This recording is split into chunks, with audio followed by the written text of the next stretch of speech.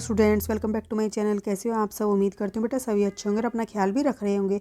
तो बेटा आज हम करने जा रहे हैं अपनी वर्कशीट नंबर 14 हिंदी सब्जेक्ट की है बेटा, क्लास 8th के बच्चों के लिए है, 12 तारीख की है। जिसमें आज हमारा क्या हुआ है, नया चैप्टर स्टार्ट हुआ है जिसमें हम पढ़ेंगे कबीर की साखियाँ। ठीक है, तो आपने भी बेटा इनके बारे में सुना होगा, पढ़ा होगा, जाना होगा अपनी फैमिली में भी। ठीक है, तो देखो बच्चों, आज हम कबीरदास की साखियों को पढ़ेंगे। कबीरदास ने जीवन से जुड़े आचरण, व्यवहार व आदर्शों की चर्चा अपने दोहों में की है। आपकी पाठ्य पुस्तक के पाठ कबीर की साखियों से हम आज दो साखियों या दोहों को समझने का प्रयास करेंगे। ठीक है, आइए पढ़ते हैं। तो जाति न पूछो साधु की, साधु आएगा, ठीक है, या साध, पूछ लीजिए ज्ञान, मोल करो तलवार का, पड़ा रहने दो म्यान। ठीक है, तो बेटा इसको पूरे लय में, सुर में भी आप बोल सकते हो। मैंने आपको समझाने के तरीके से पढ़ के बताया है। ठीक है, अब इन दो लाइनों का मतलब क्या है, ये क्या क्या कहना चाहती है, भाव क्या है? तो भावार्थ है बेटा, हमें किसी साधु की जाति या धर्म से कोई मतलब नहीं होना चाहिए, बल्कि उसके ज्ञान से मतलब होना चाहिए। इसका क्या मतलब है बेटा? हमें किसी भी व्यक्ति के मतलब कि वो किस तरीके का दिखावा करता है, शो ऑफ करता है, उससे मतलब नहीं होना चाहिए, बल्कि उसके अंदर क्या मतलब असलियत है, ठीक है, या क्या उसका ज्ञान है, उसका हमें मोल करना चाहिए। उसके अंदर क्या योग्यता है, उसका हमें क्या करनी चाहिए, कद्र करनी चाहिए। जैसे मोल भाव तलवार का करना चाहिए, न कि उसकी म्यान का। जैसे बेटा देखो, तलवार होती है, तलवार किसमें, एक म्यान में रखी होती है, इस तरीके से। ठीक है, तो अब इसका कोई मोल नहीं होता। क्यों? क्योंकि ये तो टूटा फूटा कैसा भी हो चल जाएगा, लेकिन जो तलवार है उसकी धार कैसी होनी चाहिए, तेज होनी चाहिए। अगर वो तेज मतलब कि धार नहीं होगी तो युद्ध में क्या होगे, आप परास्त हो जाओगे। ठीक है, उसी तरीके से, क्योंकि युद्ध में तलवार की उपयोगिता होती है, म्यान की नहीं। अब बेटा देखो नेक्स्ट दोहा क्या है कि आवत गारी एक है, उल्टत होई अनेक। ठीक है, कह कबीर नहीं उलट ये, वही एक ही एक। अब क्या कहना चाह रहा है बेटा, आवत गारी, गारी मतलब गाली। ठीक है, तो भावार्थ क्या हुआ इसका, यदि आपको कोई गाली दे तो उसे उलटना नहीं चाहिए। उलटने से वह अनेक में बदल जाती है। मतलब आपको कोई एक दे रहा है, आप उसको दे रहे हो, तो इसका मतलब आपने वो गाली ले ली और आप क्या करोगे, उसको 3-4 दे के हटोगे, तो अनेक में बदल जाती है। यदि किसी की गाली आप स्वीकार नहीं करोगे तो वह स्वयं ही गाली देने वाले के पास रह जाती है। ठीक है, मतलब आप किसी की, कोई आपको कुछ कह रहा है तो आप उसकी गलत बातों को सुनो ही मत, इग्नोर करो। ठीक है, तो क्या होगा, वो एक बात कह के, दो बात कह के चुप हो जाएगा, आगे बात नहीं बढ़ेगी और ना ही वो आपके पास तक रहेंगी बातें। कोई आपसे बुरी बातें कहता है तो उसे चुपचाप सुन लेने में ही भलाई है। बहस को बढ़ाने से मन में क्लेश बढ़ता है, गुस्सा आता है, जिससे बेटा क्या होता है, हमारा जो क्या होता है, खून जलता है। ठीक है, या फिर टेंशन हो जाती है, कई बार डिप्रेशन में चले जाते हैं, ज़्यादा ही कुछ हो जाता है तो आगे तक दुश्मनी, मतलब बहुत कुछ हो जाता है। ठीक है, तो उसको बचाने के लिए हमें क्या करना चाहिए, अगर कोई हमें कुछ ऐसी बातें कह रहा है जिसको हम सुन सकते हैं, सहन कर सकते हैं, तो हमें करने की कोशिश करनी चाहिए। ठीक है, तो इन दोहों का बेटा भावार्थ ये था। लेकिन कबीरदास कौन है बेटा, आपको उनके बारे में भी पता होना चाहिए। तो देखो, कबीरदास का जन्म संवत 1455 यानी कि सन 1398 ईस्वी में हुआ था। जनश्रुति के अनुसार उनका जन्म एक विधवा ब्राह्मणी के गर्भ से हुआ। ठीक है, तो जिन्होंने क्या किया था, जिसने लोक लाज के भय से उन्हें त्याग दिया, और एक जुलाहा दंपत्ति को वे लहर तारा नामक तालाब के किनारे पड़े हुए मिले थे।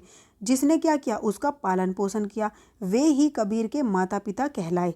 इनके नाम थे नीमा और नीरू। ठीक है, उनका नाम क्या था बेटा, नीमा और नीरू था। ठीक है, अब कबीर की मृत्यु बेटा 120 वर्ष की आयु में हुई थी, संवत 1575 यानी कि 1518 ईस्वी में मगहर। ठीक है, मगहर में हुई थी। ओके, तो ये बेटा आपको दिख रही होगी कबीर जी की क्या है, तस्वीर है। ठीक है, या फिर पिक्चर है, चित्र बोल लो। अब बेटा इसके कुछ क्वेश्चन आंसर हैं, वो करते हैं, इन्हीं दोहों से रिलेटेड हैं। देखो बेटा, फर्स्ट क्वेश्चन क्या है, तलवार का महत्व होता है, म्यान का नहीं। उपयुक्त उदाहरण से कबीर क्या कहना चाहते हैं, तो स्पष्ट कीजिए। तो देखो बेटा, वो जब कह रहे थे तो उसका मतलब क्या था कि तलवार का महत्व होता है, म्यान का नहीं। इस उदाहरण से कबीर कहना चाहते हैं कि हमें हमेशा असली और वास्तविक चीज़ों की कद्र करनी चाहिए, दिखावटी वस्तुओं का कोई महत्व नहीं होता। जिस प्रकार युद्ध में तलवार की मजबूती और उसकी धार ही देखी जाती है और वही हमारी रक्षा करती है, इसी प्रकार किसी व्यक्ति की पहचान अथवा उसका मोल, ठीक है, उसकी काबिलियत के अनुसार तय होता है, ना कि उसके कुल, जाति और धर्म आदि से। ठीक है, उसकी कुल, जाति और धर्म आदि से उसका क्या होता है, काबिलियत तय नहीं होती। ठीक है, नेक्स्ट क्या कहता है बेटा, कोई हमें गाली दे या अपशब्द कहे तो हमें उसे वापस उलटकर गाली क्यों नहीं देनी चाहिए। तो हमने अभी पढ़ा था बेटा क्यों नहीं देनी चाहिए। कोई हमें गाली दे या अपशब्द कहे तो हमें उसे वापस उलटकर गाली नहीं देनी चाहिए, क्योंकि गाली उलटने से वह अनेक में बदल जाती है। मतलब एक गाली उसने दी, तुम 2 दोगे, फिर वो 4 देगा, फिर 8 देगा, तो इसलिए हमें उसको वहीं पर ही रोक देना चाहिए, ठीक है, नहीं तो क्या होता है, कलेश बढ़ता है। नेक्स्ट, कबीर के दोहे को साखी क्यों कहा जाता है, पता कीजिए और लिखिए। तो क्यों कहा जाता है बेटा, देखो साखी का मतलब होता क्या है। तो कबीर के दोहों को साखी इसलिए कहा जाता है क्योंकि साखी शब्द साक्षी शब्द का तद्भव रूप है, ठीक है। तो साक्षी एक शब्द है, उसका तद्भव रूप होता है बेटा साखी। तो तद्भव रूप क्या होता है, मतलब कि संस्कृत में कुछ बोला जाता है, हिंदी में कुछ बोला जाता है, तो जिसका मतलब क्या होता है, साक्षात और प्रत्यक्ष रूप से, ठीक है। साक्षात और प्रत्यक्ष रूप से मतलब कि आंखों देखा। और साखी का मतलब होता है सीख देने वाला। तो कबीर समाज में फैली हुई कुरीतियों, जातीय भावनाओं, बुराइयों और भ्रम आडंबरों को अपने ज्ञान द्वारा समाप्त करना चाहते थे। इसलिए उन्होंने अपने हर दोहे में क्या किया, समाज को कोई ना कोई सीख देने की कोशिश की है, ठीक है। अब बेटा देखो नेक्स्ट क्वेश्चन क्या पूछा गया है आपसे कि कबीर गतिविधि है कि पाठ से अलग कबीर के अन्य 5 दोहे ढूंढ कर लिखिए। जो आपके पाठ में दिए गए हैं उनके अलावा 5 दोहे लिखने हैं।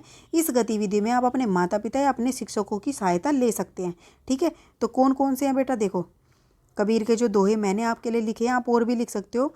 गुरु गोविंद दऊ खड़े, काको लागू पाए, बलिहारी गुरु आपने जिन गोविंद दियो बताए, ठीक है। एक ये दोहा है कि गुरु गोविंद दोनों सामने खड़े हैं, किसके पैर लगूं, मतलब कि किसके पैर छूं।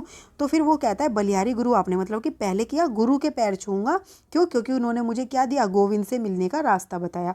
अब बुरा जो देखन मैं चला, बुरा न मिलिया कोई, जो दिल खोजा आपना मुझसे बुरा न कोई। तो मतलब कि सब में वो क्या कर रहा था, सबकी बुराइयां देखने की कोशिश कर रहा था सबके अंदर। फिर उसने देखा बुरा कोई नहीं मिला। जब उसने अपने दिल को खोजा तो उससे बुरा कोई नहीं मिला, ठीक है। तो हमें दूसरों की गलतियां बताने से पहले अपने अंदर झांकना चाहिए कि हमारे अंदर तो कोई कमी नहीं है, ठीक है। फिर थर्ड बेटा, साईं इतना दीजिए जामे कुटुंब समाए, मैं भी भूखा ना रहूं साधु न भूखा जाए।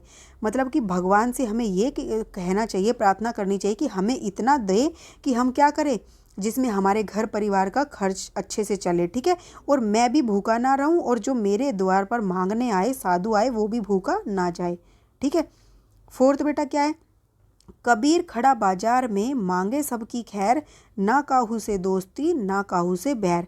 मतलब कि कबीर क्या कह रहा है कि मतलब हमें किसी से भी बैर नहीं करनी चाहिए, ठीक है। हमें सबकी खैर की, सबके अच्छे की कामना करनी चाहिए, और ना ही किसी से ज़्यादा दोस्ती करनी चाहिए और ना ही किसी से बैर करना चाहिए, ठीक है। फिफ्थ क्या है बेटा, लूट सके तो लूट ले राम नाम की लूट, पाछे फिर पछताओगे प्राण जाही जब छूट। यानी कि बेटा लूट सके तो लूट ले राम नाम की लूट का क्या मतलब है कि हमें भगवान को ज़्यादा से ज़्यादा याद करना चाहिए, नहीं तो जब हमारे बस की नहीं रहेगा या हम जब चाहेंगे तब हमारे प्राण निकल जाएंगे तो हम पछताएंगे, हम तब कर नहीं पाएंगे। तो हमें समय पर ही भगवान को याद करना चाहिए, ठीक है। तो ये थी बेटा आपकी आज की वर्कशीट 2 दोहे के ऊपर। उम्मीद करती हूँ आपको अच्छे से समझ आई होगी। फिर भी कोई डाउट हो तो कमेंट बॉक्स में पूछ लेना। इस वीडियो में इतने, अपना नेक्स्ट टॉपिक हम अपनी नेक्स्ट वीडियो में करेंगे। तब तक के लिए ऐसे हंसते रहिए, मुस्कुराते रहिए, पढ़ते रहिए और आगे बढ़ते रहिए। Thank you.